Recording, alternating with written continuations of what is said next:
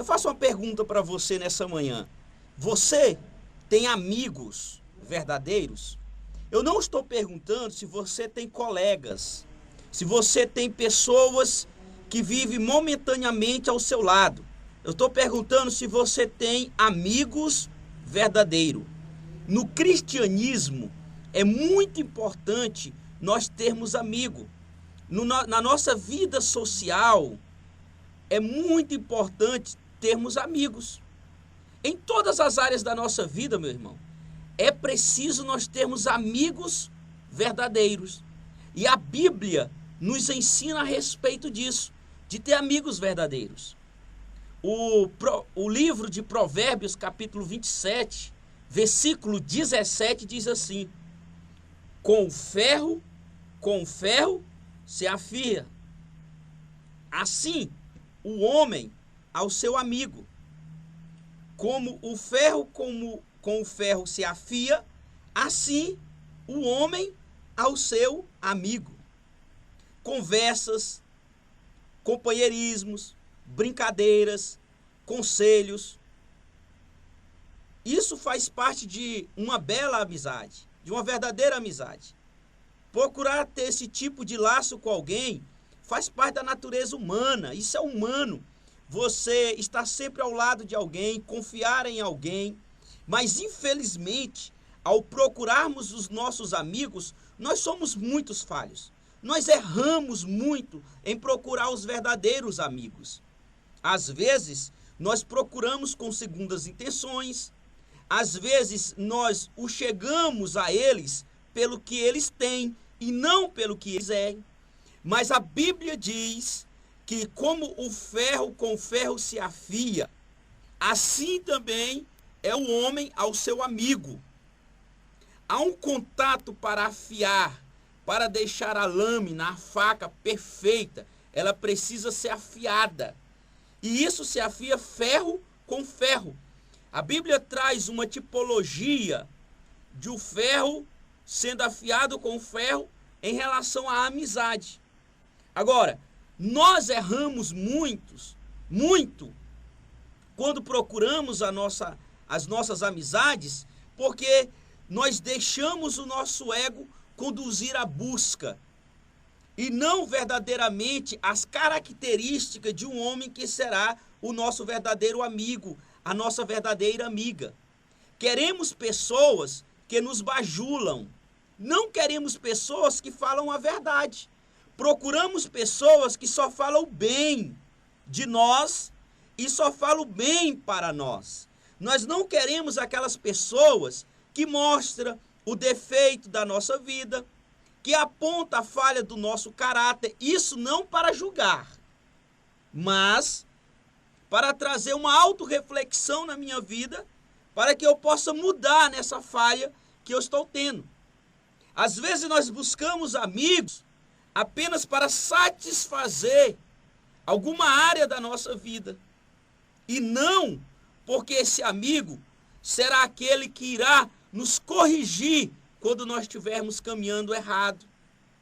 São pessoas que dizem conselhos que são agradáveis aos nossos ouvidos e não nos repreendem ou até mesmo nos encorajam a permanecer em um determinado caminho da verdade, mas ele nos encoraja a permanecer no caminho de pecado.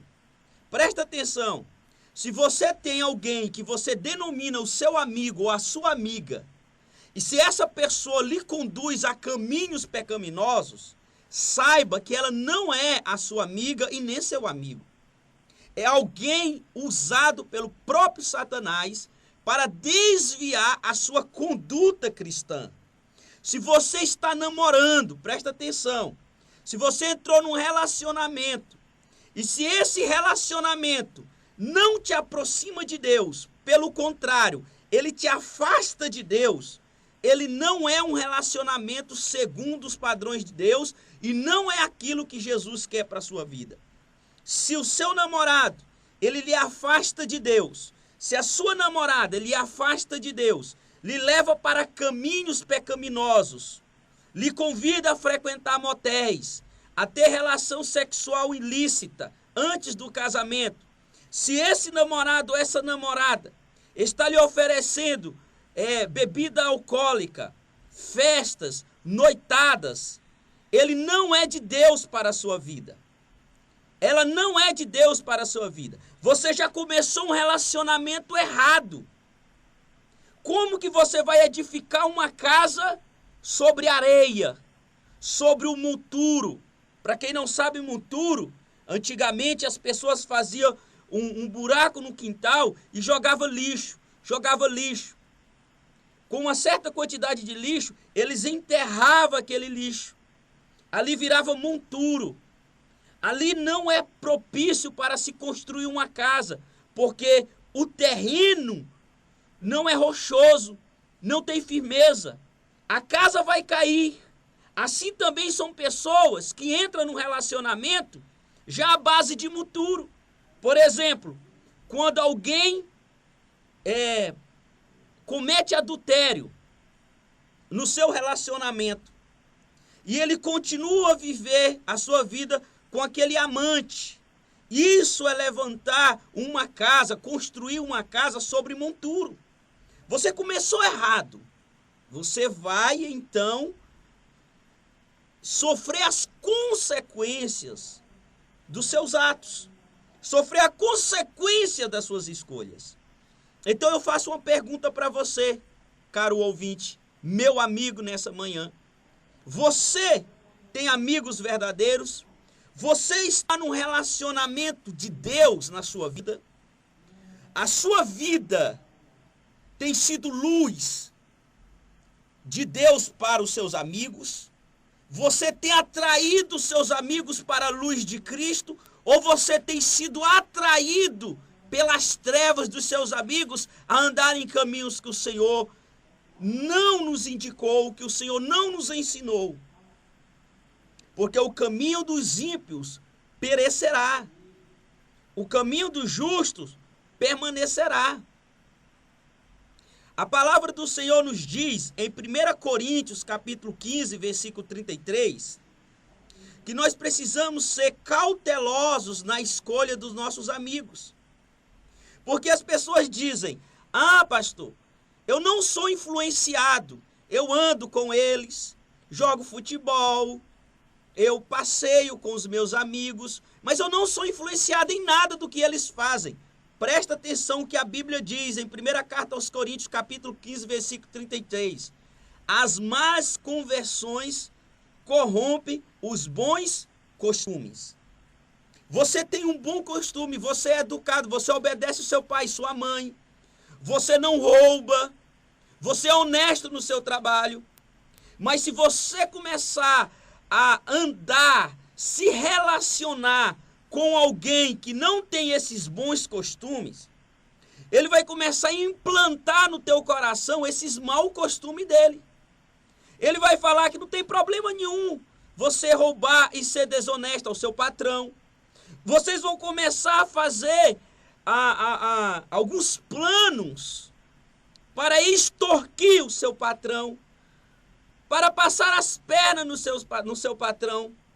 Vão atrás de atestado médicos falsos para faltar o serviço. Isso tudo é influência.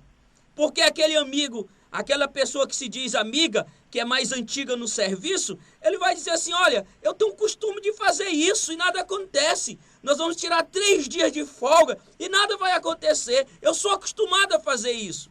Então o seu bom costume de honestidade, de trabalhar de uma forma correta, ela vai ser então deturpada pelo seu mau amigo, pelo conselho do seu falso amigo, que se diz amigo, mas na hora que o patrão chama para uma reunião particular, esse falso amigo é o primeiro a apontar o dedo para você e dizer que a culpa é sua.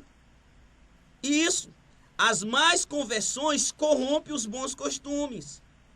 Às vezes, você está na escola, na faculdade, na sua área de trabalho, no seu convívio social, E de repente você começa a se relacionar com alguém numa dessas áreas.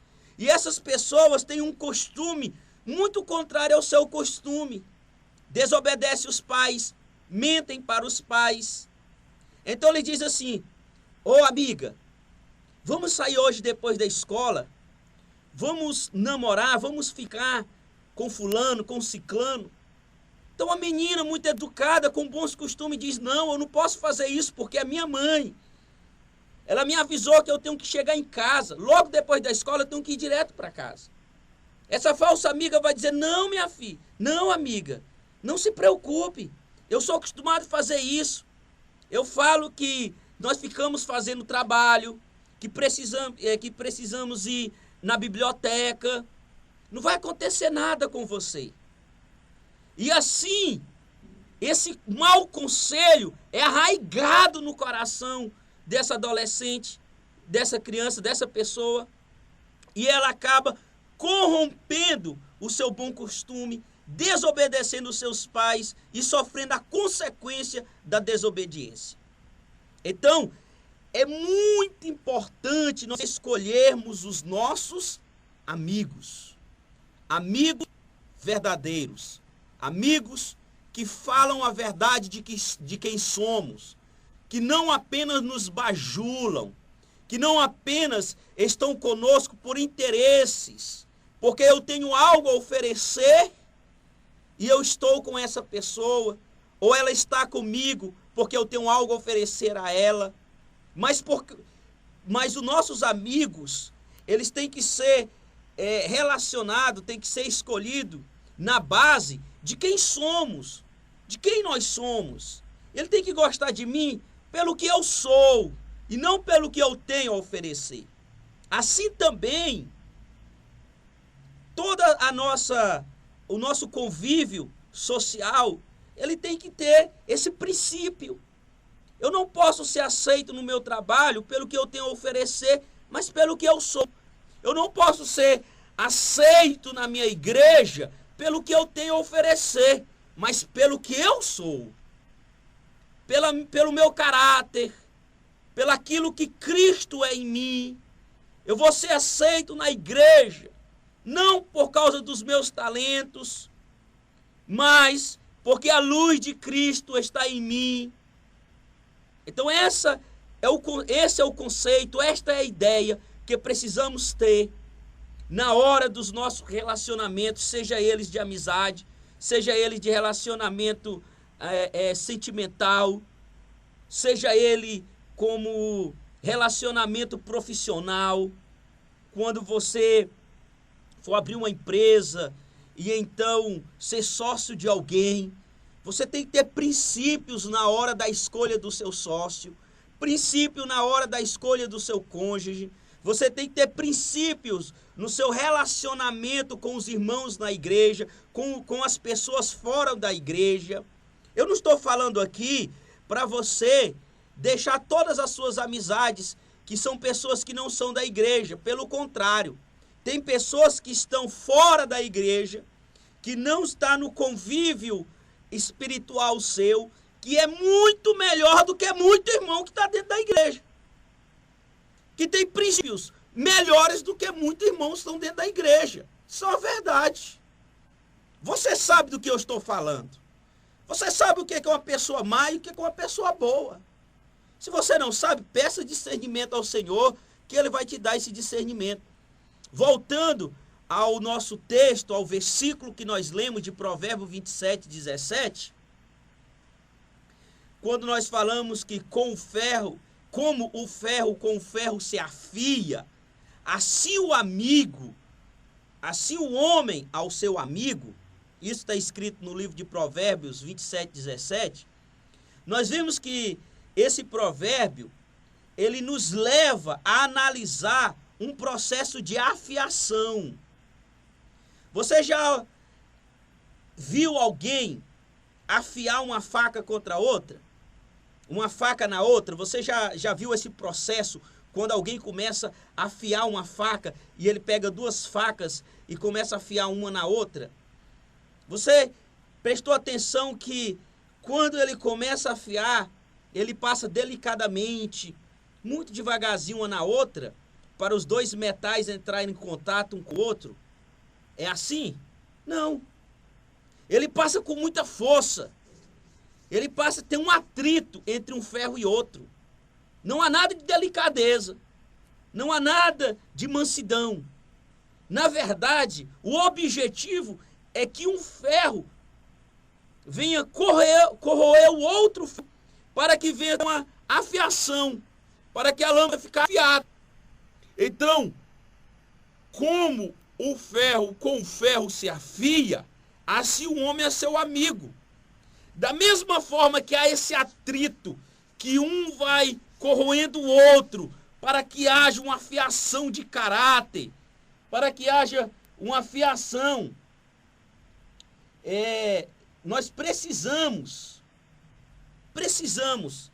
estar conscientes da nossa forma de amizade. Então, esse exemplo da Bíblia nos diz que a nossa amizade, ela não é lá esse mar de rosa. A nossa amizade não é lá esse encontro para churrasco. Não é apenas em momentos festivos, mas a nossa amizade, ela é provada verdadeiramente na hora da necessidade, na hora da angústia. Na hora em que você precisa de uma mão amiga, você está necessitado, precisando, às vezes, de bens materiais. E esse seu amigo, como um ferro que afia o outro, se corrói para que haja uma afiação, assim ele vai abrir mão do que ele tem. Ele vai fazer um esforço para poder te abençoar, te ajudar naquele momento de luta e de dificuldade. Assim também, caro ouvinte, é o princípio da nossa amizade e dos nossos relacionamentos. O ponto é, precisamos nos ajudar. Como fazer isso? Muitas vezes vai ser como um doloso processo de afiação. Eu vou literalmente procurar arrancar o pecado da vida do meu amigo. Como uma faca bate na outra, com muita força. Assim você vai ao encontro do seu amigo e expor os seus pecados, não em acusação, mas para mostrar para o seu amigo que ele está errado e que ele precisa de mudança. E você é um ferro batendo no outro ferro. Dessa forma, você se torna um verdadeiro amigo, você se torna um evangelista, você se torna um discípulo de Cristo, você ganha uma alma, se torna rico nos céus. E o seu amigo vai então saborear o poder de uma verdadeira amizade. Nós gostamos de procurar amigos que não nos confrontam, essa é a verdade. Pessoas que não falam a verdade, mas só dá conselhos ruins. Eu já vi muitas pessoas aconselharem outras pessoas de uma forma errada, achando que está certo. Mas é porque ela veio de uma criação deturpada, de uma família toda desajustada. Então ela aprendeu daquela forma e ela vai te aconselhar daquela forma. Então, eu já vi pessoas perderem o casamento, quebrarem a aliança conjugal, destruir o casamento por causa de conselho dos outros. Às vezes, o marido não cometeu adultério, mas chegou no ouvido da esposa que ele estava num bar, isso pela melhor amiga, rodeado de mulheres. E o conselho da amiga para essa esposa é que ela deveria fazer o mesmo, que ela não deveria ficar por baixo, que ela estava sendo humilhada. Então, num ato desesperador, essa mulher vai a um bar, toma cerveja, curte uma noite, e quando ela descobre a verdade, o seu esposo não tinha frequentado o bar, era mentira, foi um engano. A falsa amiga não mentiu, ela achou que era verdade, achou que estava ajudando de verdade e acabou causando uma tragédia numa família. Filhos vendo a separação dos pais por causa de uma falsa amizade que não tem conselhos de Deus. Sabe aqueles conselhos, se seu marido está lhe metendo chifre, meta chifre nele? Aquele conselho que se alguém te roubou, mata ele. Não existe conselhos do perdão, o conselho que lhe levará para o caminho correto. Então, um amigo verdadeiro, ele faz a diferença nesse momento. Então, às vezes, nós procuramos amigos que não nos confrontam, mas amigos que nos bajulam. Isso é errado.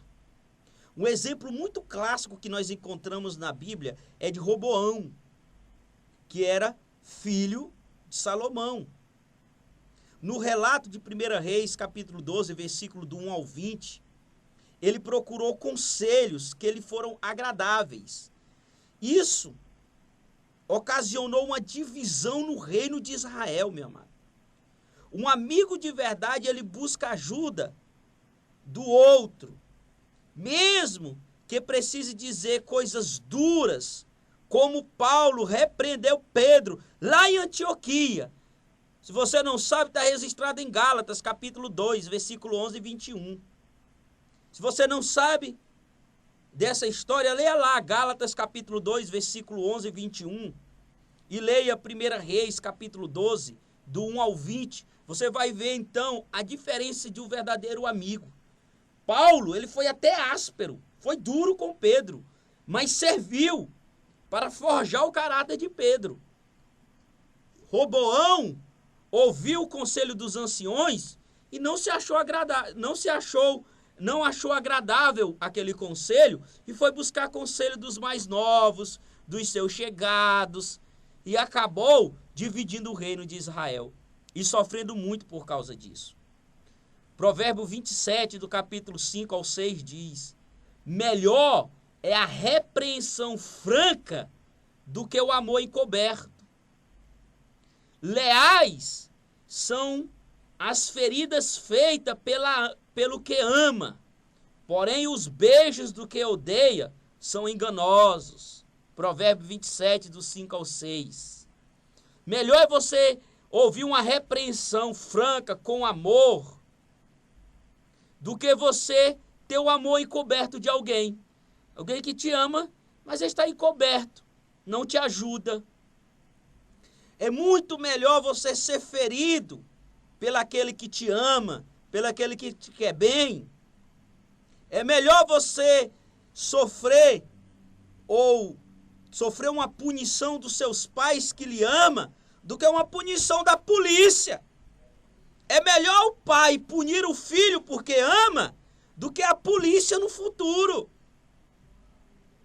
É melhor você ouvir umas palavras duras da sua esposa que te ama, que te quer bem, ou do seu esposo que te ama e te quer bem, do que você ouvir de um patrão, você ouvir de alguém da rua que não te quer bem e quer te machucar. O processo de afiação visa o aperfeiçoamento e não a danificação. Às vezes nós achamos que uma amizade dessa forma, uma amizade sincera, que nos ajuda a prosseguir em Deus, é danificação para nós. Só vai trazer dano, mas não. A faca, quando está em contato uma com a outra, com certeza ela está sofrendo dano, porque ela está se corroendo. Mas na verdade, ela está afiando. Ela vai ficar perfeita para o corte. Sempre que eu for repreender ou exortar o meu irmão, eu devo ir com um intuito de aproveitamento. Não sendo arrogante, querendo apenas mostrar que eu estou certo e que ele está errado. Ou falar de uma forma que demonstre que eu sou superior e ele é inferior. Não pode ser dessa forma. Temos que lembrar que uma força exagerada pode danificar a fé do teu irmão, do teu amigo, do teu companheiro.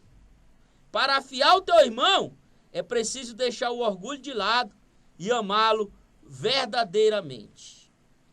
O livro de Gálatas, capítulo 6, versículo 1 diz: Irmãos, se alguém for surpreendido em alguma falta, vós, que sois espirituais, que tem o Espírito Santo em você, corrige-o com espírito de brandura, de mansidão, e guarda-te para que não sejas também tentado. Às vezes nós repreendemos os outros, queremos corrigir o erro do irmão, mas não nos guardamos dessa mesma tentação que estamos corrigindo o irmão. Precisamos nos guardar para que essa tentação que o irmão está sofrendo ou está passando não venha também para nós. O Senhor nos ensinou na oração dominical: livrai-nos da tentação. Peça a Deus todos os dias isso. Sempre lembrando, lá em Efésios capítulo 4, versículo 25, que somos membros um dos outros.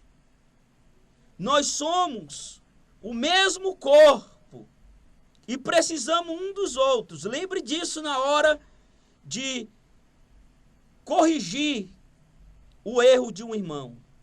Dessa forma, irmão, nós iremos verdadeiramente procurar o nosso irmão e considerá-los como verdadeiramente filho de Deus e exortá-lo no caminho correto. Filipenses capítulo 2, 3 diz: cada um considere os outros superiores a si mesmo. Cada um considere o outro superior a si mesmo. Não vai achar que porque você está bem, você não está em pecado agora nesse momento, que na verdade pecado todos nós estamos, 24 horas nós estamos em pecado. A diferença nossa para um irmão que precisa ser corrigido é que o nosso pecado está encoberto. Ninguém viu ainda. E o dele foi exposto. Não é verdade? Então, não se sinta superior, porque o seu pecado está encoberto e ninguém sabe. Mas vá com espírito de brandura e humildade, pedindo a Deus sempre para que você não seja tentado no pecado desse seu irmão. E ajude-o, colocando sempre o amor acima dos nossos impulsos e vontades. Provérbio 17 diz: em todo tempo ama o amigo, e na angústia se faz o irmão. Olha só, em todo tempo ama o amigo, e na angústia se faz o irmão.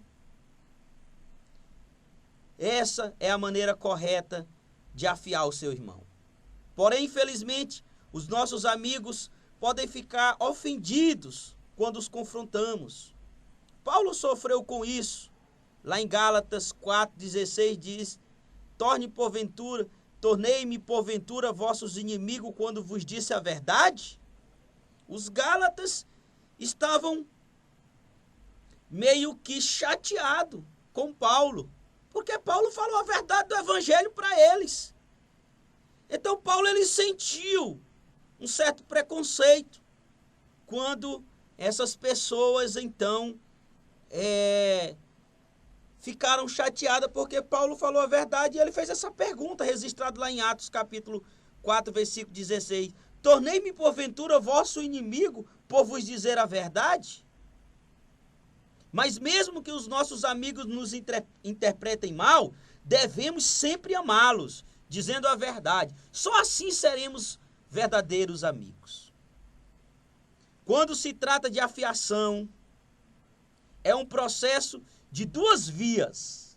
Isso é muito importante nós entendermos. De benefícios mútuos. Ao mesmo tempo em que procuramos ajudar os nossos irmãos, precisamos ser constantemente afiados. Sabendo disso, devemos ter o coração aberto para a repreensão.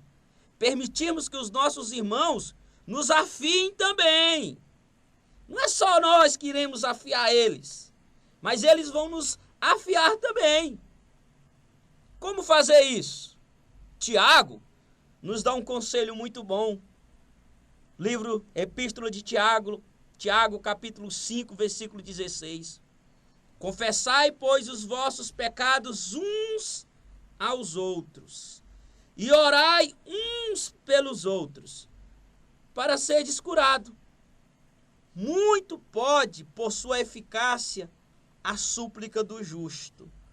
Que conselho maravilhoso, quando nós confiamos em uma pessoa ao ponto de confessar nossos pecados íntimos. Apesar do fato de que o processo da fiação pareça algo violento, amigos verdadeiros afiam-se constantemente. Vive em um verdadeiro bate-bate. É um processo lindo. Às vezes é mal compreendido pelas pessoas que estão fora, que não compreendem o processo espiritual. Mas nós vamos entender a sua beleza quando nós percebemos que ela é útil e necessária para que arrancamos as nossas impurezas e nos tornamos ferramentas úteis para o manuseador, que é Deus, que manuseia cada um de nós. Imagina uma dona de casa preparando a refeição, quando ela pega a faca para cortar a carne, cortar o legume, que aquela faca está cega, não está afiada. Ah, gente, há um atraso. O bife não é cortado de forma uniforme.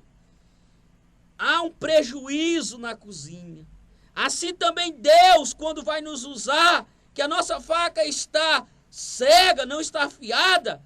Ah, meu irmão, é um Deus nos acuda. Por quê?